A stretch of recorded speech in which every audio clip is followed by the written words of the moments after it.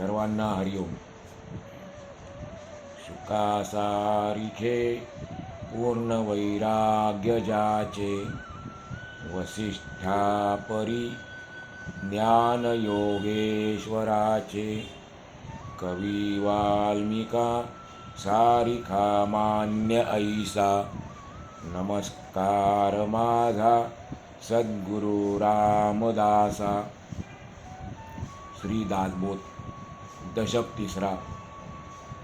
आज आपण त्यातील समास 7वा आदिभौतिक ताप याचा थोडक्यात अभ्यास करणार आहोत. या शरीराच्या आतमध्ये होणाऱ्या घडामोडींमुळे मनुष्याला जी दुःखे भोगावी लागतात त्याचे वर्णन स्वामीजींनी मागच्या आध्यात्मिक ताप या समासात केले.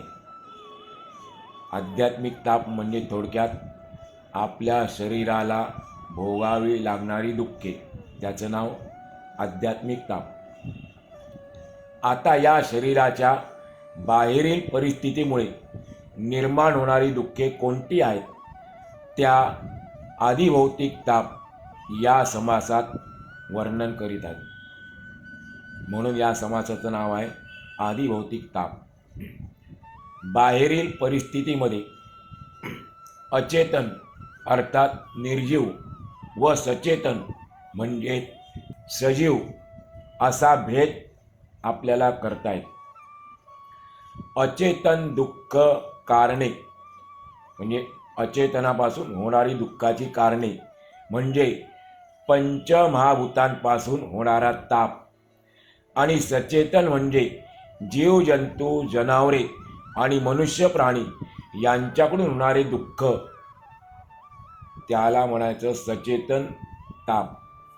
माणसाला माणसाकडून झालेले दुःख सर्वात असह्य आहे, त्याला सहन करता येत नाही. श्री समर्थ महाराजांनी अशाच काही दुःखांचे जे प्रकार सांगितले आहेत ते ऐकून तर अंगावर शहारेच येतात. आपण जेव्हा वर्णन ऐकू आदिभौतिक तापाचं त्यावेळेला आपल्याला अनुभव येईल की अशा प्रकारे मनुष्याला दुःख होतं. आपण ऐकलं तरी आपल्या अंगावर शहारे येतात, काटे उभे राहतात. बाकी 21व्या शतकातील मनुष्य या बाबतीत सुधारलाय असे मुळीच म्हणता येणार नाही. श्री समर्थांच्या या दुःखाच्या यादीमध्ये त्याने भरच घातली आहे. प्रस्तुत समासातूनही आपल्याला समर्थांचे अगाध व्यवहार ज्ञान प्रत्ययाला येते. श्री समर्थ म्हणतात की मागच्या समासात आध्यात्मिक तापाची लक्षणे सांगितली, आता आदिभौतिक ताप कोणता ते सांगतो. सर्व भूतमात्रांच्या म्हणजे बाह्य वस्तूंच्या संयोगाने जे सुखदुःख निर्माण होते त्याने ताप होऊन मन दुःखी होते, बेचैन होते. त्या दुसऱ्या प्रकारच्या ताप संतापाला आदिभौतिक ताप असे म्हणतात. आता आदिभौतिक तापाची लक्षणे अगदी स्वच्छ आणि सोप्या पद्धतीने वर्णन करून सांगतो. ती समजली की तापत्रयाची चांगली ओळख होऊन आपल्याला अनुभवसुद्धा येईल. म्हणून ती लक्षणे नीट लक्ष देऊन ऐका असे स्वामीजी आपल्याला सांगतात. ठेचा लागणे, पायात काटे मोडणे, शस्त्राचे घाव लागून जखमा होणे, शरीरात धस म्हणजे लाकडाचा बारीक काट्यासारखा तुकडा शिरणे, अंगामध्ये कुसळ, चुया व सराटे शिरणे. एक एक जे आदिभौतिक ताप सांगायला सुरुवात केलेली आहे. आपण ज्यावेळेला डोळे बंद करून ऐकू, अंतर्मुख होऊ, त्यावेळेला आपल्याला ते लक्षात येतील. डोळे उघडे ठेवल्या तर डोळ्याचं काम आहे बाहेरच्या जगाचं पाहणी करणे, निरीक्षण करणे. पण डोळे बंद केले की आपण अंतर्मुख होतो. म्हणून आपण ज्यावेळेला ऐकू डोळे बंद करून त्यावेळेला आपल्याला याचा थोडक्यात अभ्यास येईल. पुढे ऐकूया. सर्व अंगाची आग करणारी आग्या वनस्पती अंगाला लागणे, खाज कुहिरी लागून अंगाला खाज सुटणे, गांधील माशी येऊन चावणे, माशी, गोमाशी, मोहोळ माशी, मुंगी, तेलमुंगी व डास यांनी दंश करणे किंवा सोट म्हणजे रक्त पिणारा किडा किंवा जळू अंगाला चिकटणे. आदिभौतिक तापाची लक्षणे आहेत. पिसवा, पिसोळे, चाचड म्हणजे तांबडे लाल मुंगळे, कुसळे, ढेकूण, इसब उत्पन्न करणारे किडे. काही लोकांना इसब होतो, ते किड्यांच्या माध्यमातून होतं. तर हे किडे, भुंगे, गोचिडे यांनी दंश करणे, गोम, विंचू, साप, वाघ, लांडगे, साळू, सांबर, रानगाई, रानम्हशी, रानबैल, रानहत्ती, अस्वले इत्यादी जनावरांचा मार, डाकिनीमुळे लागणारे वेड, मगरीने ओढून नेणे, अचानक पाण्यात बुडून मरणे किंवा पाय घसरून ओढ्याच्या प्रवाहात पडणे, नाना प्रकारचे विषारी साप, अजगर, मगरी वगैरे जलचर प्राणी यांनी पाण्यात ओढून नेणे, अनेक रानटी प्राण्यांपासून दुःख होणे, घोडा, बैल, गाढव, कुत्रे, डुक्कर, कोल्हे, मांजर अशा अनेक प्रकारच्या क्रूर पशूंपासून दुःख होणे. अशा प्रकारे कर्कश, भयानक, नाना रीतीने यातना भोगायला लावणारा, आणखी असह्य दुःखे देणारा हा आदिभौतिक ताप आहे. भिंती व गच्च्या कोसळणे, अंगावर भिंती कोसळणे, गच्च्या कोसळणे, कडे, भुयारे कोसळणे, अंगावर झाडे पडून अवयव मोडणे, कोणाचा तरी शाप बांधणे, कोणीतरी जादूटोणा करणे, कारण नसताना वेड लागणे, कोणीतरी फसवणे, कोणीतरी धर्मभ्रष्ट करणे, कोणीतरी धरून नेणे, कोणीतरी विष देणे, कोणीतरी खोटा आळ घेणे, कोणीतरी फास घालणे, कल्पना नसताना शेराच्या झाडाचा चीक लागणे, बिब्बा उतणे, धुरामुळे जीव घाबरावणे, मोठ्या विंचवावर पाय पडून तो दंश करणे, दगडाखाली हात सापडणे. हे खरोखर आहे, आपण म्हण पण वापरतो पण त्याचा संबंध नाही. मोठ्या दगडाखाली हात सापडणे, धावताना अडखळून पडणे, विहिरी, हौद, तलाव, मोठा खड्डा, कडा, नदीचा काठ इत्यादीमध्ये अचानक पडणे, किल्ल्यावरून खाली कोसळणे, झाडावरून पडणे, त्या दुःखामुळे मोठ्याने ओरडणे, रडणे, थंडीमुळे ओठ फुटणे, हात, पाय, टाचा यांना भेगा पडणे, हातापायांची बोटे कुजणे, खाता पिताना अतिशय गरम जाऊन तोंडामध्ये, पोटामध्ये अतिशय गरम जाऊन जीभ पोळणे, दातांवर दात करकरणे, दातांना फटी पडणे, लहानपणी परावलंबी झाल्याने शिव्यांचा मार सोसावा लागणे, अन्न वस्त्राची उणीव असणे, मुलींना सासूरवासापायी गालगुच्चे घेणे, ठोसे लगावणे, चिमटे घेणे, डाग देणे, दुःखे सोसताना रडू न आवरणे, चूक झाली की एखाद्याने कान पिळणे, डोळ्यात हिंग घालणे, त्यानंतर सतत एखाद्याने धारेवर धरणे, दुष्ट माणसांनी नाना तऱ्हेची मारहाण करणे, मुलींना माहेर दुरावणे, कानाला भोके पडणे, जबरदस्तीने हातापायांवर गोंदणे, अंगावर गोंदणे, थोडीशी जरी चूक झाली तर आगीचे चटके देणे, शत्रूच्या हल्ल्यात पकडले जाणे, नीच लोकांना विकल्यामुळे त्यांच्या ताब्यात त्यांच्या अधीन असणे आणि त्यामुळे दुर्दशा होऊन मरण येणे. आध्यात्मिक तापात सांगितलेले अनेक रोग मागच्या समाजातले ते रोग होणे आणि त्यासाठी वैद्य मांत्रिक यांना बोलावणे व रोग बरा व्हावा म्हणून अति कडक जहाल औषधे जबरदस्तीने पाजणे, निरनिराळ्या वनस्पतींचे रस व काढे तसेच चाटण म्हणतो आपण, अनेक वचन केलेलं आहे. ती चाटणे घेताना जीव कासावीस होणे, जुलाब होण्यासाठी किंवा ओकारी होण्यासाठी औषध देणे,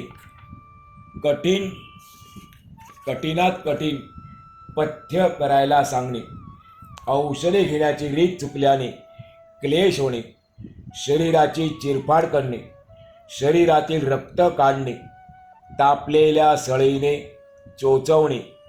चोचवणे म्हणजे शरीराला दाबून तापलेल्या सळईने भोके पाडणे, रुईचा चीक घालणे, बिब्बा घालणे, शिरा म्हणजे नसा तोडणे, जळवा लागणे. कितीतरी रोग आणि त्यांची औषधे आहेत, ते सांगू लागल्यास अमर्याद आहेत, पण यामुळे यातना होणे. एक मांत्रिक बोलावला व त्याने धुराचा मारा केला. अशा नाना प्रकारच्या ज्या यातना आहेत त्या शहाण्या चतुर माणसांनी आदिभौतिक ताप आहेत असे जाणावे. चोर दरोडा घालतात, लोकांना छळतात, त्यामुळे मनाला दुःख होणे, आगीच्या ज्वाळांचे चटणे बसल्याने यातनेमुळे व्याकुळ होणे, नुकसान झाल्याने विवळणे. कितीतरी सुंदर मंदिरे, जड जवाहिरांचे साठे, दागिन्यांचे साठे, सुंदर किमती भारी कपडे जळणे, तसेच धान्ये पदार्थ, नाना प्रकारचे पशु, घरात साठवलेला पैसा, भांडी कुंडी, इतर वस्तू, माणसे, शेते, गवताच्या गंजी, धान्याच्या सालपटांचे ढिगारे, ऊस वगैरे यांना अकस्मात आग लागून जळून जाणे. अशी आग लागली की कोणी मुद्दाम लावली की आपोआप लागली हे जरी सोडले तरी तिच्यामुळे नुकसान होते, माणसे भासतात. समर्थ सांगतात, आग लागून होणारे अपघात पुष्कळच आहेत, पण त्यामुळे मनुष्याच्या मनाला होणाऱ्या यातना म्हणजे आदिभौतिक ताप होय. एखादी वस्तू हरवणे, विसरणे, गमावणे, गहाळ होणे, सडणे, नासून जाणे, फुटणे, पडणे, पुन्हा मिळणे अशक्य होणे, माणूस स्थानभ्रष्ट किंवा पदभ्रष्ट होणे, जनावरे गायब होणे, मुले मुली बेपत्ता होणे, चोरांची किंवा शत्रूंची अचानक धाड घालून संहार करणे, घरे लुटणे, दुभती जनावरे पळवून नेणे, शेतातील उभी धान्ये, केळी वगैरे कापून नेणे, पानमळ्याचे नुकसान व्हावे म्हणून त्यात मीठ घालून तो नासून टाकणे, लुटारू, उचलेगिरी करणारे, घर खणून चोरी करणारे, काळीस खाणारे किमयागार, भुरळ पाडणारे ठग, लुच्चे, फसवणारे, दरोडेखोर इत्यादींची पीडा होणे, वाटमाऱ्यांनी गाठोडे लंपास करून त्यातील द्रव्य म्हणजे धन आणि दागदागिने पळवणे, उंदरांनी वस्तू पळवून नेणे, अंगावर वीज पडणे, खूप थंडी पडणे, मुसळधार पावसात सापडणे, महापुरात वाहून जाणे, त्यातच बुडणे, नदीच्या प्रवाहात, भोवऱ्यात किंवा वळणात सापडणे, पुरात वाहून नेणाऱ्या वस्तू म्हणजे लाकडे मोठ्या लाटांमध्ये सापडणे, महापुराबरोबर वाहून येणारे अजगर, विंचू, गोमा यांच्या तडाख्यात सापडणे, वाहत वाहत जाऊन एखाद्या खडकावर किंवा बेटावर अडकणे, बुडता बुडता वाचणे, त्यानंतर एखादी कुरूप, कर्कश, क्रूर स्वभावाची बायको मिळणे, मुलगी विधवा होणे, मुलगा मूर्ख निपजणे, भूत पिशाचाची बाधा होणे, अंगावरून वारे जाणे, मंत्राचा जप चुकल्याने भ्रमिष्ट होणे, एखादा ब्रह्मसंबंध शरीरात शिरून बरीच वर्षे त्रास देणे, शनीची वाईट दशा येणे, इतर ग्रहांची वाईट दशा येणे, काळवार, काळतिथी, चंद्राचे अशुभ योग असणारी काळवेळ, घात नक्षत्र यांच्यापासून त्रास होणे, शिंकेचा अपशकुन होणे, पालीची चुकचुक, पिंगळा, कावळा, होला या पाखरांच्या अपशकुनी कलकलीमुळे मनात काळजीचा अंधार पसरणे, दिवटा म्हणजे रात्री मशालीच्या प्रकाशात भविष्य सांगत फिरणारा, काहीतरी भविष्य सांगितल्यामुळे जीवाला घोर लागणे, त्यामुळे वाईट स्वप्ने पडून भीती वाटणे, कोलेकुई, कुत्र्याचे रडणे, पाल अंगावर पडणे इत्यादी अपशकुनांनी मनाला काळजी वाटणे, हे सर्व आदिभौतिक तापाची लक्षणे आहेत. स्वामीजी पुढे सांगतात आणखी काही लक्षणं आहेत. घराबाहेर पडले की नाना प्रकारे अपशकुन होऊन मन उदास होणे, एखाद्याच्या कैदेत सापडून तेथे अनेक प्रकारच्या यातना भोगाव्या लागणे, राजाकडून दंड होणे, शिक्षा होणे, घोड्याच्या काढण्या, चाबूक, झाडाच्या पारंब्या, छड्या यांचे फटके बसणे, दरीत लोटून मारणे, तापलेल्या तव्यावर उभे करणे, चामड्याचा चाबूक, फोक म्हणजे झाडाची सालपटे, अशी अनेक प्रकारची मारण्याची साधने वापरून बेदम मारणे, जाड सोट्यासारख्या मुदगलाने मारणे, दारूच्या बुंदल्याला बांधून आग लावून मारणे, चारी बाजूला ताणून बडगे हाणून मारणे, गुद्दे मारणे, गचांड्या मारणे, गुडघ्यांचा मार देणे, लाथा मारणे, चपराका मारणे, शेण मारा करणे, कानात खडे खुपसणे, दगडांनी मारणे असे विचित्र भोग भोगावे लागणे. त्याशिवाय टांगणे, चाप लावणे, दोन्ही हात मागे खेचून बांधणे, बेड्या घालणे, झाडाच्या बुंद्यावर नाळाप्रमाणे वाकायला लावून मार देणे, कोल दांडे घालणे, इकडे तिकडे हलू न देणे, नाकात, कानात किंवा घशात चुन्याचे पाणी, मिठाचे पाणी, मोहरीचे पाणी, गुळाचे पाणी ओतल्याने यातना होणे, पाण्यात बुचकळणे, हातपाय बांधून हत्तीपुढे टाकणे, गुरांप्रमाणे फटके मारून हाकणे, छळ करणे, उगाचं दुःख देणे, कान कापणे, नाक कापणे, जीभ कापणे, ओठ कापणे, हातपाय तोडणे, बाणांनी मारणे, सुळावर चढवणे, डोळे काढणे, बोटांच्या नखात सुया खुपसणे, पारड्यामध्ये घालणे, कडेलोट करणे, तोफेच्या तोंडी बांधून उडवणे, कानात खुंट्या ठोकणे, गुदद्वारात मेख मारणे, अंगाचे कातडे सोलवटून काढणे, पोत्यात भरून मारणे, बोटे ठेचून टाकणे, गळ्याला गळ टोचणे, उकळते शिसे पाजणे, जालिम विष पाजणे, शिरच्छेद करणे, अंगावर माणसे नाचवून पायदळी तुडवून मारणे, हे सर्व शिक्षेचे प्रकार म्हणजे आदिभौतिक तापच होय.